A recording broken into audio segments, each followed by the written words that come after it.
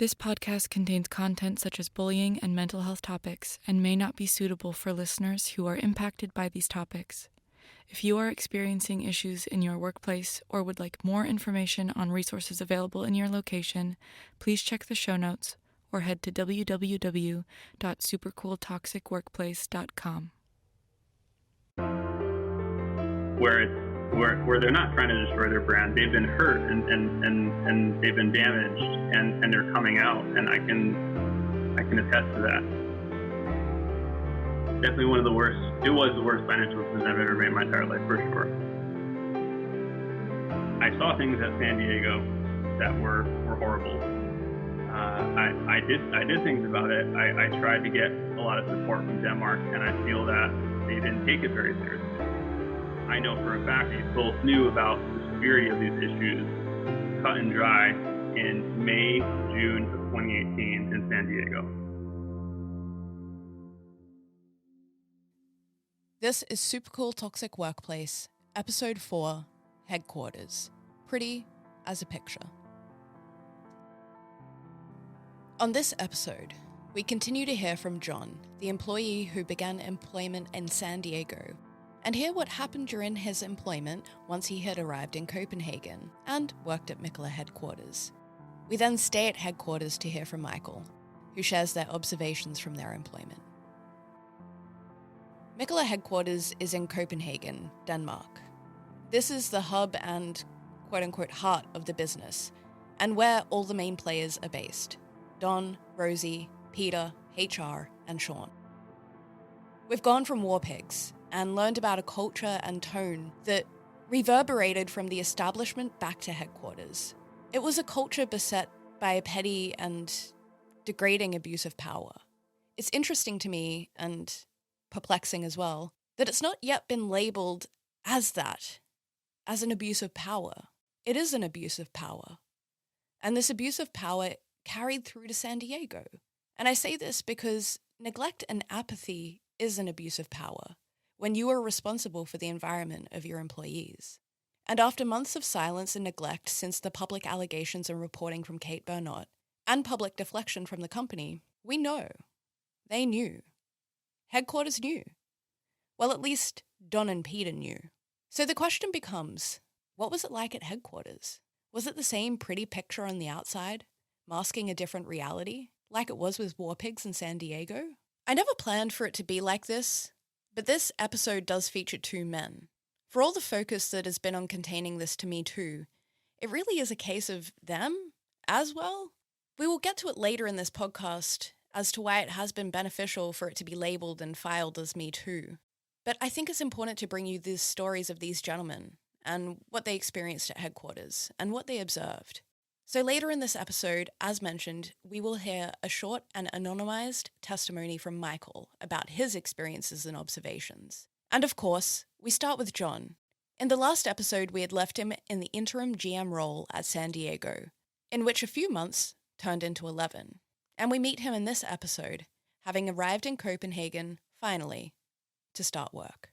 The trouble for John begins around about 30 days after he had started working in Copenhagen.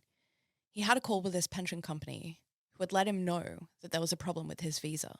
And so I had an issue with my visa where it lapsed because of my time in San Diego. So I was not able to work in Denmark. And so May I just ask, sorry, you weren't made aware of that. You were only made aware of that from your pension company. You were not made aware of that from the company. However, the company could and potentially should have known that your visa had lapsed. Correct. Yes. So that's one thing where, I feel there was not really a ton of support when it came to the visa process. And so, for example, I was the one having to work to get my CPR number. A CPR number is basically like a social security number. It's kind of the thing that is connected to everything, most especially in places like Denmark and Sweden. So pretty much all of your medical history, driving history, where you live, everything can be looked up by this number, which means that you need it to do basically anything, to even open a bank account and all those basic life administration things that don't seem important until you're an expat. all situated with the bank and then a pension company, actually. So yeah, at the time I was told I had to stop working immediately. I could no longer work. And so the issue is that I had already worked 30 days without any pay. And so I was told to take my laptop home and, work from my company email, and then very quickly, my personal email. And then very quickly, I was told that was a little bit risky. So I should probably create a fake email to send company emails from, just so I didn't have any paper trail of any communication through my Mikkeller DK email. So at the time, the issue was I couldn't get paid. The audio changes a little bit coming up, and that's because the next issue that John and I talk through is something that I needed to follow up on after the fact. I wanted to be very sure that we were presenting everything we knew as we knew it and how we knew it to be at the time. However, the audio is just a little bit different for this next section of John's testimony. Because of the issues with my visa, I was ultimately not able to accept any payment for the work that I had already done for the first month working at Mikkeller. So originally, I was told I would have to take all my paid vacation for the entire year within that time period. And I was hoping to find a different solution. And so for the backdated 30 days that I had already worked, the solution that we came to, a resolution there, was that Stella Poly, which is Mikkeller San Diego, would give me a loan for 30% of the time that I had already worked for that whole entire month. And so at the time when we were discussing the loan and how this would work, I was told I was going to be paying interest on the loan. At the end of the day, I can't remember exactly if I was. I do know that because it was through Stella Poly, it went through my U.S. bank account, and I was in Denmark at the time. So in order for me to access my funds, I had to transfer the money anyway. So I paid for international wire transfer fees to actually access it, which would be more than any interest I would have paid for that period of 30 days. And then after I had worked for about another month, so basically 2 months working under the table, really, how I was compensated there was I ended up having a signing bonus added to my contract after I had already started working. And that signing bonus was for the total of additional hours that I worked for the second month as the visa was being reprocessed. So the first month was only 30% of my pay salary in a form of a loan that I ultimately had to get paid back. And then my signing bonus kind of covered the rest. And at the end of the day, in terms of the hours that I worked and the money that I received from the signing bonus, it was almost square. There's obviously things like the international wire transfer fee and things like that. But at the end of the day, that's how it got resolved. This circumstance with the loan is playing out while you're concurrently having issues with the visa and essentially working illegally for the company. That's correct. And you're confident that you would be able to provide the documentation to show that you not only received the funds of this loan, but also paid it back? Correct. We now go back to the first recording with John and the other issues that he had outside of this initial one. Another issue was a couple of days were taken off of my payroll because I took them as vacation, even though I was supposed to get paid vacation through Mikkeller. I was part of a specific tax scheme that is supposed to get talent from the United States over to Denmark that may not be very widely available in Denmark. So it's called a specialist tax scheme. Mm-hmm. So the craft beer industry just exploded in the United States, and I worked for a craft brewery for about 4 years. So in my mind, it made sense. There's not a lot of huge craft breweries that have global supply chains that do contract manufacturing in Europe, let alone Denmark. Mm. So when I brought these issues up to Peter, first when it came to the salary conversion, I was told that he couldn't keep track of everyone's salary, and that's just something I'd had to deal with. When it came to the Paid Holidays Act, And in my vacation, he said there's a stipulation there where you have to work a full year until I can get paid vacation. And it's basically my fault for not reading that. And I should have read that. And then when it came to my visa status, even though I have email documentation of him guaranteeing that status to me prior to coming on board, because it's a difference between getting taxed 60% and 26%.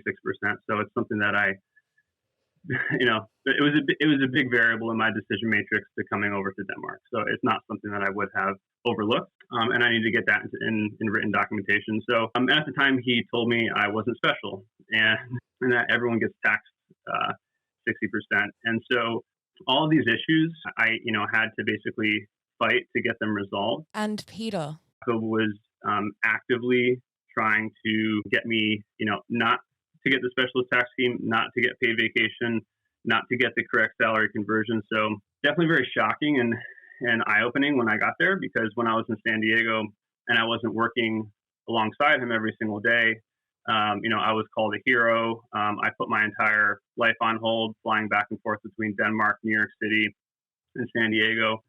So when it came to getting everything resolved for my first paycheck, he goes on to say he takes the information to the company lawyer, our in-house general counsel, and I showed him Danish Salary Holidays Act, and I showed him both my contracts, and I said, based on what you're reading here, do you think I should get paid vacation? And he said, oh, it's very clear. You definitely get paid vacation. Sorry for the issue. I was like, great. I got all resolved, got that part adjusted. And then when it came to my tax scheme, I went to our pension company and I showed them the email documentation that I had from Peter guaranteeing that I would be under the specialist tax scheme. And their initial statement was, oh, this is very bad. He should never have done this. He's not the one that is going to guarantee it. You have to apply for it first beforehand. And so not only was I not applied for under the specialist tax scheme, what I originally agreed on, it was no longer something that could be a guarantee. And so they felt very bad for me because I had explained that I just dropped my entire life in the United States and moved over here. And this was a big decision. I mean, my wife left her job. She actually left a little bit earlier because of the transition in San Diego. So she was unemployed for about 8 months before even going to Denmark. So from a financial standpoint, was something that if we had known beforehand was definitely not the decision we would have made to move over here. It just wouldn't be financially sustainable. The pension company felt bad for me and they said, here's what we're going to do. We are going to give you the specialist tax scheme when it comes to the deductions from your paycheck. However, we will reprocess your visa under the specialist tax scheme. If you do not get awarded that specific type of tax scheme, then you will be owed back taxes for the total amount that you underpaid. And so at the time, I was like, okay, I don't really feel like I have much of an option here, so I'm just going to, move forward with that plan. And the thing I want to point out is that, I had to go around Peter to get this resolved. It was not something that he was going to help me with. If anything, actually, he was actively trying to work against me to get these resolved. Do you know why he maybe was like that towards you? Do you have some sense or comprehension? I literally to this day have no idea. If there was somebody that was working underneath me and I had the ability to even pull some strings to get them some paid vacation, I would do it immediately, like just to make them happy. I do feel like I was manipulated. I was coerced to coming over to Denmark. I was directly lied to. I mean, I have the email documentation of being lied to. So at the end of the day, I have no idea. It's something that I think about all the time, just like why? It just doesn't make sense to me at all. The kind of final straw for me was when it came to my San Diego bonus. So at the end of the year, 2018, I was asked when I was still in San Diego to organize all the employees, basically an Excel spreadsheet, who I thought was deserving of a bonus and potentially how much. And this was a year-end bonus. and he told me to leave out myself and one other individual at the time. And the reason for leaving us both out was because we had bonuses built into our contract. And so he's like, oh, we'll get to that a little bit later. I never once received a negative review.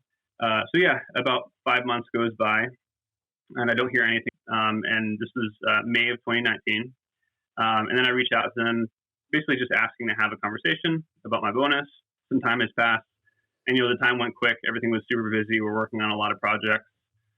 And so he gets back to me and says, yeah, like we'll find a time to do it. Don't worry. And then 2 more months goes by, and this is July. So over half of the year is gone, and we haven't even had a conversation about it. I approach him again.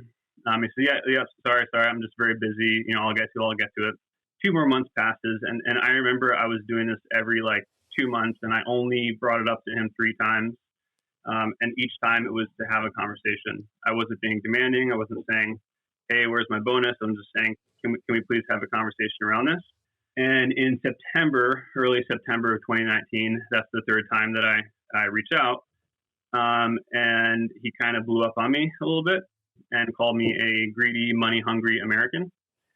And so that's the point in time where I immediately made a decision that this is not working. We have to have an exit plan for Denmark and move back to the United States. And it was something that was very, very shocking. The biggest issue for me at the time was there's absolutely no one to go to. He goes on to say he can't go to Don because that would be going above Peter, and that would be bad because he would be immediately fired.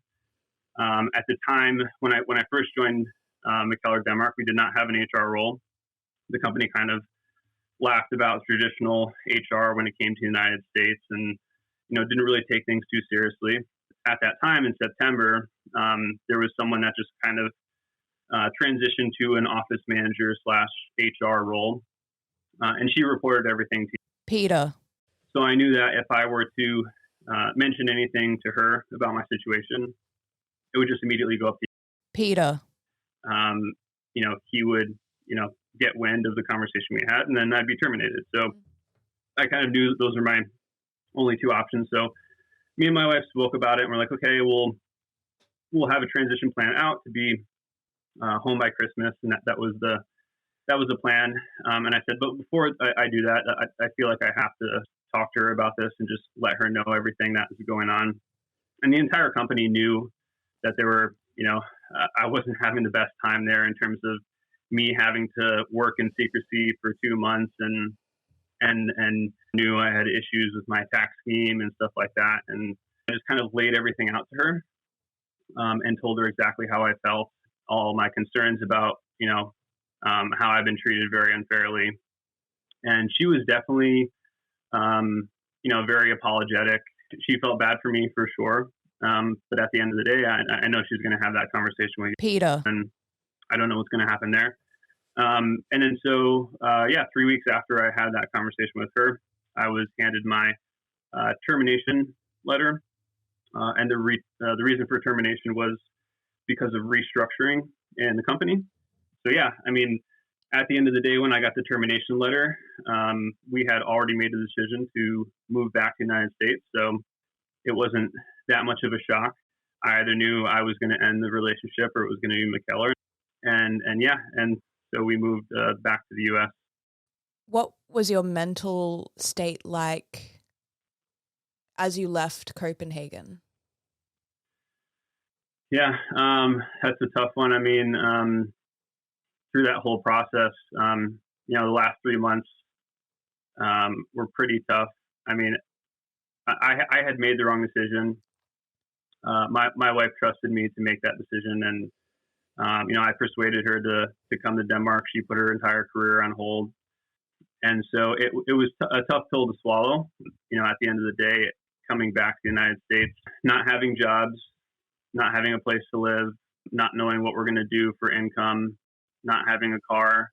We had just sold all of our things from the United States, and not to seem materialistic, but we sold everything, moved to Denmark, bought everything new, had to sell everything, and then moved back to the United States. So it's definitely from a financial decision, it was definitely one of the worst. It was the worst financial decision I've ever made in my entire life, for sure. And from a mental standpoint, it's definitely a little scary because we don't know how quickly we're gonna fall on our feet. I think the biggest issue for me was I was second guessing myself and my ability to be effective. I mean, I've never been terminated before and never really had a bad review. So the fact that this happened, I know there were a lot of things that I could tell myself that what went wrong, but I keep thinking to myself, what could I have done differently or what could I have done better to avoid a situation like that? And it's very hard to kind of cope with. But at the end of the day, I feel like I've gotten my closure a little bit because me and my wife did land on our feet.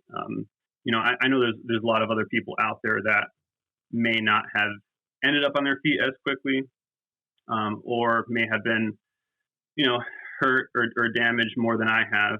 And to see some of the stuff that's online right now, where people are calling this cancel culture and things like that, it hurts me because I know there's people out there that are damaged from this and are very hurt, and that just hurts even more. And I know it's not true, and I know this is serious and it's very serious. And if I can bring validity to the conversation, then that's something that is the right thing to do. And coming from my perspective, I saw things at San Diego that were horrible. I did things about it. I tried to get a lot of support from Denmark, and I feel that they didn't take it very seriously. I know for a fact Don and Peter both knew about the severity of these issues cut and dry in May, June of 2018 in San Diego. I can verify that, and I can attest to that. And so some of the people out there that are still hurting from this, if I can validate their claims, that's the right thing to do. I wouldn't be able to live with myself later on and thinking, what if I were to bring something to the conversation that would help other people and is the right thing to do? And I sincerely believe that. And you talk about seeing this stuff online and it all coming back. Obviously, some time has passed since you departed the company and since all this has come up. And you knew, obviously, about the culture. What were your feelings when you started to see these stories coming out? I was more shocked in a way where I was like, oh, finally something's happening, or it's coming out, or it's getting revealed in some way. Or, like, to be honest, what I was thinking was it's finally caught up to them. That's really what I was thinking. I mean, Peter called me a money-hungry American. I mean, I'm a 30-year-old white male. There's not really too much that he can really, hurt me with, but he decided to use the fact that I'm an expat to attack me and hurt me. At the end of the day, I'm not very marginalized, and so, the fact that he attacked me that way and how he treated me. Keep in mind, I wasn't his right-hand man, but if he has 4 or 5 right-hand men in the company, I was one of them. So that's the way I was treated. So if I'm treated that way, then what is someone that's treated like that's, 3 or 4 levels down the bottom of the totem pole? So it's something that I experienced directly in San Diego, where I saw what was going on. And it's something that I experienced personally myself when I was in Denmark. I can validate both of those at both locations. So we know that the company knows you and knows that you had these problems and knows that you were bullied by this person. Have they reached out to you at all since this time? No. The last communication I've had with Mikkeller was in February of 2020. Told that I would get the remainder of my bonus because my bonus is at year end around that time. And I reached out to Peter for an update. And he basically told me to go fuck myself over email, stating all these issues about things that had happened that were completely unrelated to my role. And that's the reason why I'm not getting a bonus, even though that was part of my settlement agreement. So that was the last time I ever had any communication with Mikkeller. Yeah, that would happen. So, I do feel like I was taken advantage of, and I was painted this beautiful, beautiful picture of how everything was going to be. And when I looked to and I picked that picture apart, I did my analysis. I got, written documentation. And then when I came over there, and not only did I realize that the picture was different, but it was a nightmare. It was just very eye opening. I was like, oh my God, like, what did I do? And, I'm not the person that really makes rash decisions. I think them out very thoroughly. I'm very process oriented. So I literally built out a very complex decision matrix in Excel based on my financials, based on my future career, based on what we wanted to do, based on everything that Denmark has to offer, and rank like how much do we value having, some more vacation? How much do we value taking a little bit of a pay cut to go live in a different country? And so this is very, very meticulously thought out. And there's a lot of inputs that I put into that decision matrix that were just false. And they were false because I was directly lied to. I'd like to think it wasn't my error. And I could have done anything differently, but other than getting written documentation of these very, very big variables in my decision, I don't know what else I could have done, unfortunately. Is there anything else over these last years that has stuck with you as a lesson about workplaces, or anything, I guess, that you've taken forward from these experiences as a result of this? Definitely less trusting, for sure. Even before that, I was someone that was very conservative, that would get like the final answer and all the backup documentation behind it. And I feel like I did that, and it still didn't work out in my favor. So, that's been something that, like, I would say has changed me in more of a negative way than a positive way. It was the worst financial decision I've ever made in my entire life. It did affect me, physically and mentally, traveling across the U.S. and San Diego and Denmark and New York for a whole year, and having to pick up and move everything across the entire world and come back within the same year. It was super stressful. We were going through something very traumatic and stressful while we were over in Denmark, and we didn't have our friends and family to be there to support us. We were alone. That was very, very, very sad. Other things, specifically Mikkeller, what I've kind of thought about in the past year or so, I've always wanted to know if Don felt Peter was hiding things from him. I read this in an article, Don, the brains of the company, and Peter was the muscle. And in every sense of the word, where like Peter giving the marching orders to drive things forward, and he's the muscle when it comes to being a bully. All these things that happened to me specifically, I don't know what Peter told Don. I don't know what Don knows and what he doesn't know about my situation or everyone else's situation that has kind of come forward, for that matter. Peter. It's basically judge, jury, and executioner. And I learned that the hard way. And then I guess the one thing that I've always kind of asked too is like, yeah, so when it comes to things I've just kind of thought about and looked back on, I don't know why Don he didn't come to San Diego. When I sent him that email, the first thing I would have done was just drop everything I'm doing and go to San Diego and get on a flight. I can say that without a doubt. And he just never came.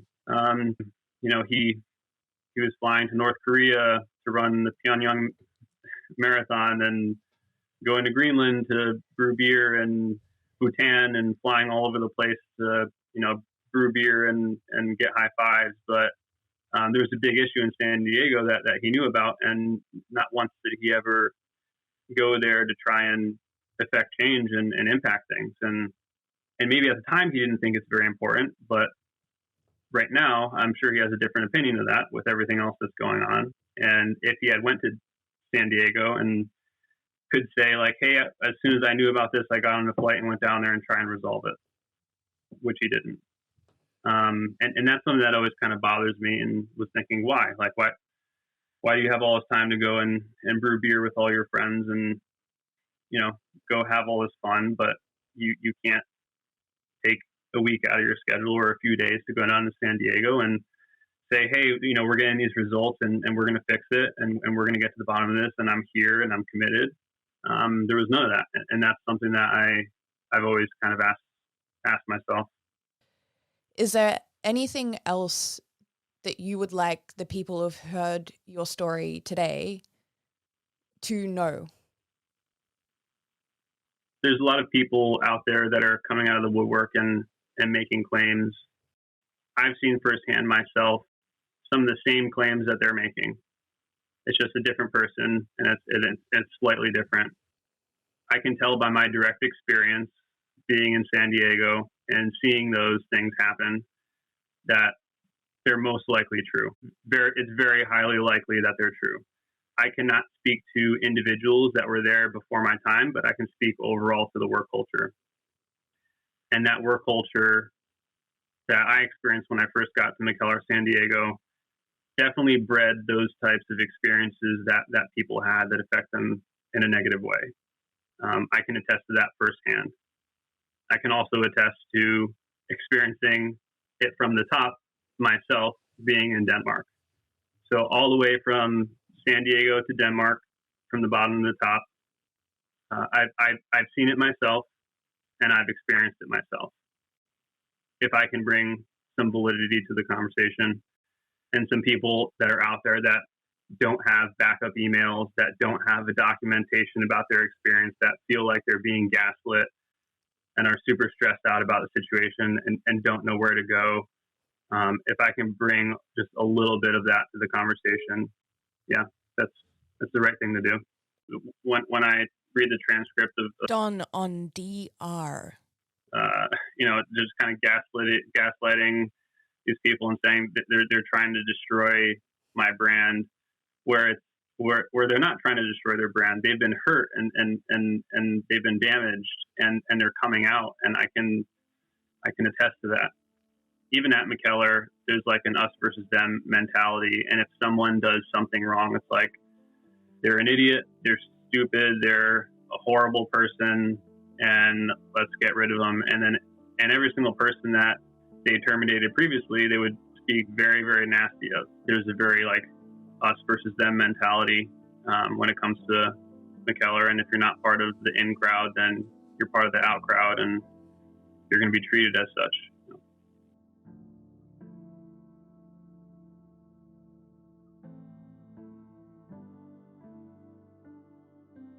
We are now going to continue with Michael, who also worked at the Copenhagen headquarters. How long did you work for Mikkeller? I would say about 4 years. And why did you want to work there? And also, what was your perception of the company prior to working there? Mikkeller seemed like a really cool company with a global reach and good opportunities. The general perception that I had of the company was that they did things their own way, but cared for their employees and cared about the beer that they produced. What sort of information were you given about the company structure, how to deal with employment-related issues and things of that nature? As far as I can recall, I was never provided any of this information when starting. If I remember correctly, location-specific employee handbooks were made while I worked there, but I never saw them. A HQ employee handbook was in the process of being made for around about 3 years, but I never received a completed copy of that. While you were employed there, who represented the leadership of Mikkeller, and who did you report directly to? The leadership was represented by Don and Peter. the rest of the board of directors. According to my contract, my direct superior was the global head of sales. In reality, I reported directly to Don and Peter. What did you observe about the company culture? And where possible, please provide examples if you feel it supports your observation. the company culture. Appeared to me to be a toxic mix of bullying, inappropriate behavior, talk, and hubris. Staff were constantly bullied by supervisors and colleagues. I personally saw numerous people brought to tears in the office by this behavior. When employees were reported to HR for this behavior, nothing happened. I also saw multiple staff members leave Mikkeller because of these problems. Crass jokes and other would be what I would consider inappropriate actions, and they were commonplace. For example, I was CC'd onto an email between a US brewery owner and Mikkeller's COO, where the Mikkeller employee jokingly was offering a sloppy blowjob in exchange for exporting beer to Denmark, which was gross. Drinking beer often before lunch was pushed onto employees, so you could be made fun of for not partaking. I was asked to do things that I either had ethical or moral objections with, or frankly, I was unqualified to do. On multiple occasions, I asked legal counsel for advice with legal matters and was told to Google it. Ultimately, I witnessed workplace bullying that I would, yes, describe as inappropriate. I only ever reported it once after an instance that happened directly to me, and nothing happened, and I was told to continue working with the colleague that I had reported. So you did file a complaint at some point about your own personal experience of harassment, and nothing happened as a result of that report. You were told to continue working with that employee. Yeah, absolutely nothing happened when I reported the behavior, and yeah, I had to keep working with that employee. This might be an obvious question, but did you feel, therefore, that you were able to safely discuss concerns in the workplace with HR or leadership? Not at, no, not at all. It was very clear that HR reported directly to, Don and Peter. and any decisions would be made with them. Going back to one of my earlier questions about the perception that you had of the company before you started working there, has that perception changed after your experiences of being employed there? And could you describe those changes? Yes, my perception changed. It became apparent to me that the leadership at Mikkeller only cared about profits and growth. There was really very little, if any, thought or energy put into the staff well-being, quality control, or any sort of charity beyond easy PR wins. In some of our other discussions that weren't recorded, you have mentioned an interaction with Peter. Could you describe that interaction for me? Yeah, so shortly after the hashtag #MeToo and Harvey Weinstein started, Peter. approached me from behind in the middle of headquarters, slapped my rear, and whispered, "Me too," in my ear. He proceeded to say that it was a good thing smartphones weren't around when he was.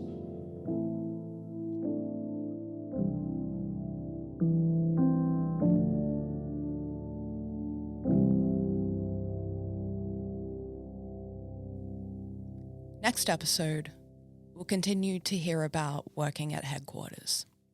On the next episode of Super Cool Toxic Workplace. The company doesn't need anybody, so if you don't do what you're told, you would just be replaced.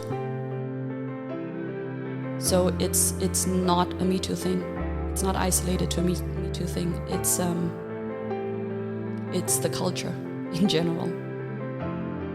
The victims, I have to call them victims because we were victims of this duo that did not have any respect for our lives and the way we were impacted.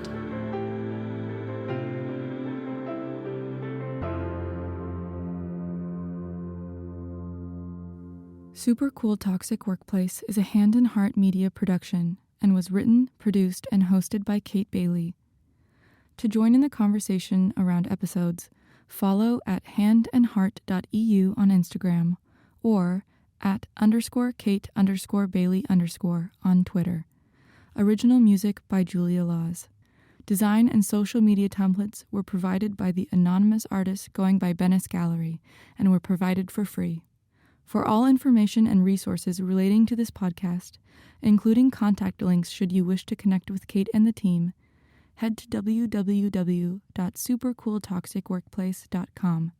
Thank you most especially to our sources, whose courage and commitment have brought you these stories today. And thank you for listening.